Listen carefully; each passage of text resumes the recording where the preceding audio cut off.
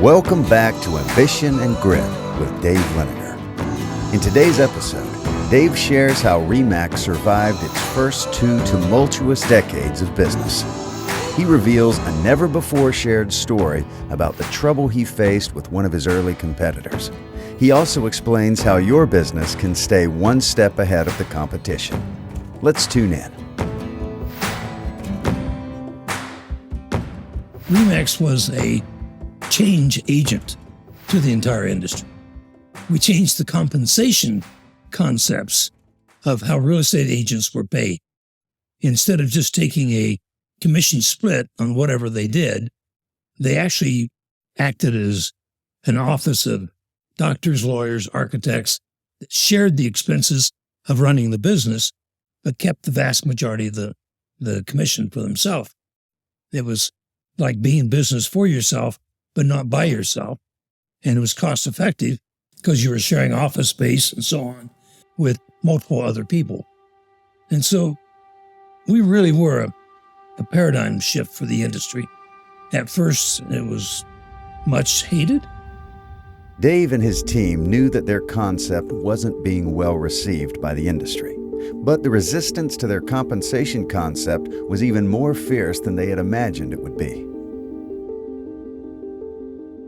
In the early days of the company, our competitors did not like our change in the compensation.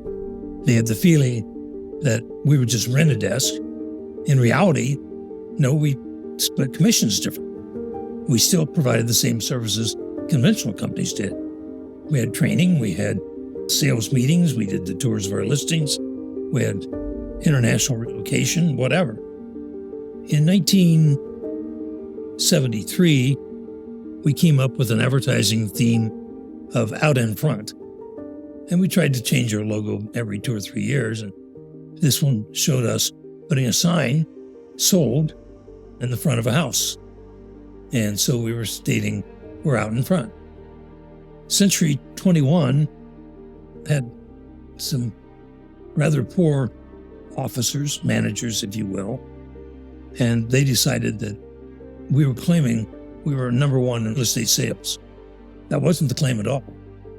They sued 7 small RE/MAX brokers in 7 outlying states and said they were claiming to be number one. We went to those lawsuits and told the judge in the local cases it really should be a fight between C21 and RE/MAX headquarters, and we'd like to be party to this suit. The judge said yes. We did win all of those lawsuits. But that was just the beginning of the fight for RE/MAX. It was one thing to not be welcomed by the industry, but another to be dealing with ongoing adversarial litigation. However, Dave isn't one to back down from a fight. C21 then sued us. And that started a paperwork blizzard. Both sides demanded all kinds of evidence from each other.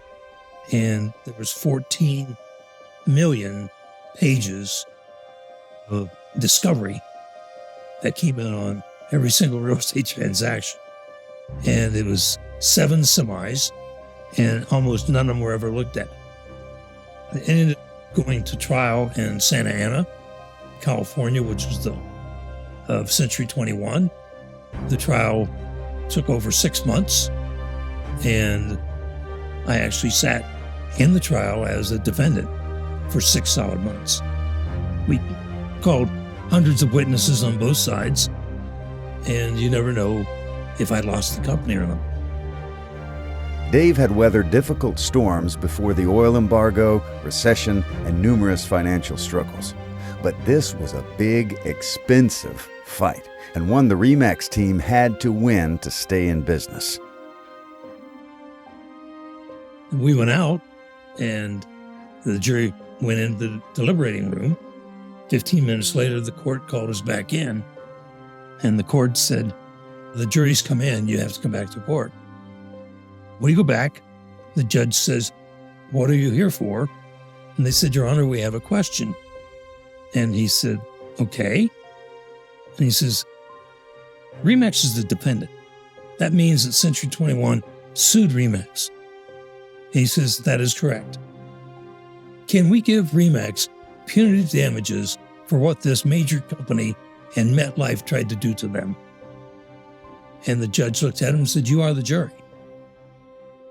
Well, immediately, the opposing counsel comes running over. We want to settle. And I explained to the court in no uncertain terms, I've been here 6 months. Let's hear what the jury has to say. The end result was RE/MAX won the case overwhelmingly. The thing that was fascinating was all the attorneys wanted to meet with the jurors, and the jurors told the court, "We never want to talk to an attorney the rest of our life, but we would like to talk to Mr. Liniger." So I went back to the jury, and I was broken up. I was exhausted. It had been a 5-year fight. Yeah, one of the damning things that came out of the trial is that C21 was owned by MetLife, and the judge allowed in the minutes of a MetLife board of directors meeting that said that RE/MAX's total profitability was around $200,000 a year, and that they could bankrupt their biggest competitor with legal fees. And once the jury saw that, and they realized, I've been sitting here for 6 months because MetLife and C21 thought they could bankrupt RE/MAX with legal fees, I think that convinced them of what was going on. Dave's early battles as an industry disruptor and target for competition taught him numerous lessons about how to manage his mindset and perspective on competitors. My mindset when I started RE/MAX was wrong. I was very cooperative as a real estate agent. We saw each other's listings and show each other's properties, and we're all on the board together and go to board meetings.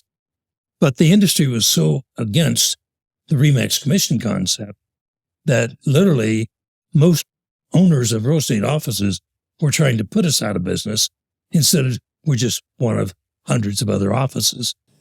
And so being kind of bullied up on, we kind of pushed back.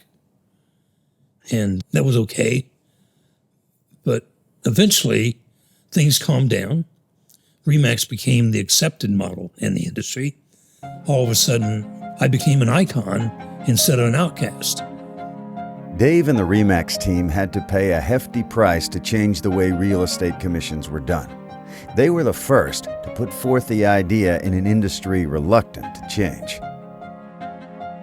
Pioneers are the ones with the arrows in their back. Not having a competitor is an advantage in many ways, but it's also a disadvantage because if you're the only one doing something, people say, why isn't anybody else? If this is such a great deal, why isn't everybody doing it? You have to be able to market your product or service as it's a unique concept. And unique is a good word. If you don't have a competitor, you are unique. You'll get them sooner or later if you succeed. In the natural evolution of a business, competition is inevitable. But as a savvy business owner, you can learn things from your competitors to help improve your product or service. My assumption is within your industry, you're probably somewhat of an expert if you're going to be building a business. The beautiful part of technology, especially with search engines, is it's so easy to gather competitive intelligence on all of your competition.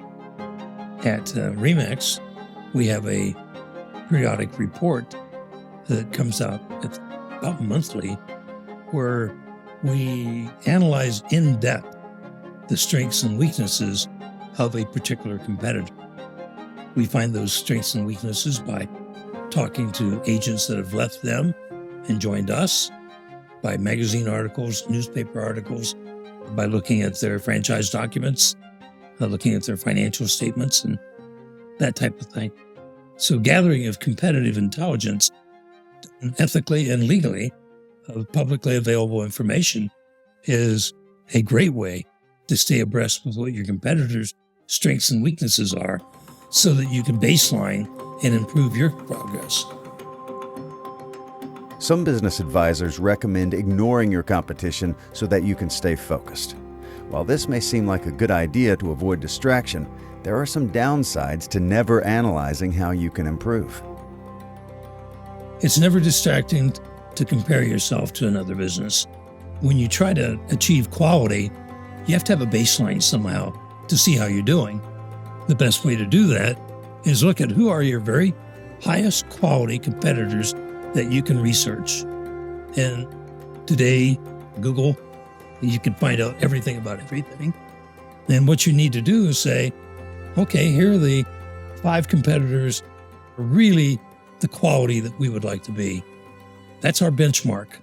We want to achieve their standards of quality in all the same areas that they excel at. That way, you have to measure yourself to see how you measure up. And then you have to improve. Most people think that you improve in leaps and bounds. That's not true. The only way you get steady improvement is very, very small steps. Look at 100 things that you could do better and do each one 1% better instead of 100% better. And so there's a concept in Japan called Kaizen, and it actually originated in America. And the Kaizen concept was created by a management consultant by the name of Deming. And when World War II ended, we had literally bombed all the factories in Japan, Germany, and so on into oblivion. And so realizing we planted the seeds of war for World War II, when we won World War I, turned our back on the other people, came back home, and that sowed the destructive things that happened for World War II. So the Marshall Plan came up that we would loan money, lend money, and would help those countries build back their industrial base. And Deming started teaching this principle of constant improvement of 1% at a time. When I was a child, say in 1950, if you got a trinket of some kind, it was always stamped made in Japan. By the 1960s, they were kicking our butts in appliances, televisions, automobiles, because they started all over with brand new factories, and we were still building our cars in the same factories that existed before World War II. And so this whole concept of continuous small steps is the ultimate device to beat your competition. Small steps forward lead to big advantages down the road. Observing what your competition is doing well or poorly can give you a strategic advantage on where to focus your efforts. When I started the company, I was not much of a business person. I was a very good salesman, and I could train. The rest of it, I had to hire and supplement. So as we move forward, the one thing we did right was we talked to the sales agents. They were the best in the industry, and that we found that we could learn a lot from them. We would often sit with the salespeople and say, what'd you like best at the company you used to work for? What did you dislike the most? What do you like the best about Remax? What do you dislike the most? If you were leading the company, where would you lead it? How would you change it? If you had advice to give to me, because realistically, I was younger than all the managers I was hiring, and that they were more experienced in business methods. And so this being open to suggestion and sometimes criticism, and not taking offense at it, but stating, we all have the same goal. We all want to achieve success. What can we do to make this company better? So instead of the ivory tower thinking all the brilliant ideas come from the ivory tower, in our company, virtually all the good ideas came from the field. Part of what has made Remax successful is its ability to outlast the competition. Dave and his leadership team were wise to glean insight from those working in the field over the years.